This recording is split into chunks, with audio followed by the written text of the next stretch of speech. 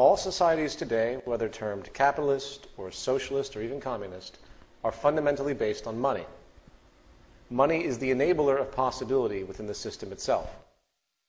Free market capitalism, as it is often called, is now the dominant economic religion of the day. I say religion because when it comes to the cultural perception of this methodology, few today seem to have the ability to even ponder any other options for social operation. They are fully indoctrinated. The free market in practice can be defined as a market in which supply and demand are unregulated except by a country's competition policy, and rights in physical and intellectual property are upheld. You'll notice it says unregulated except by the country's competition policy. In other words, there is no such thing as a pure free market.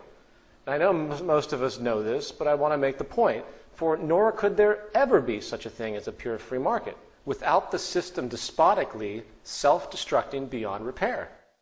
Why? Because the basis of the free market pursuit, meaning the self-interest-based pursuit and strategic acquisition of market share, the gaming strategy, can only lead to monopolies and cartels.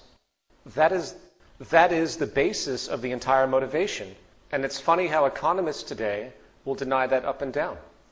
For example, let's say I want to open an electronics store in a relatively small town, say here in Fairfield, Iowa. And at that time, there are 3 other stores in this same area, and therefore I have to compete with them.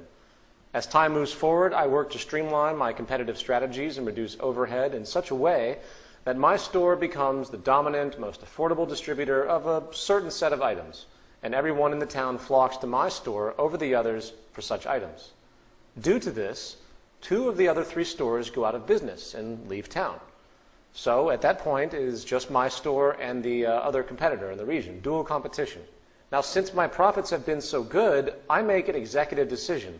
I decide to attempt to acquire or buy the other competing store in town.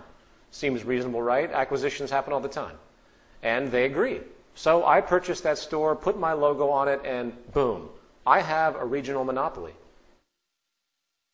Likewise, let's assume I didn't purchase the other store, but rather just became friends and in turn partners with them. And we figured out a way to work together and flourish in a non-competitive way. Seems logical, right? Well, guess what? Now I have a cartel. In other words, business is based in part on a gaming strategy to win market share and hence profit. Therefore, it is a natural gravitation to seek dominance in your sector or industry. And the highest level is monopoly and cartel. It is a natural progression of the free market system to become as dominant and powerful as possible.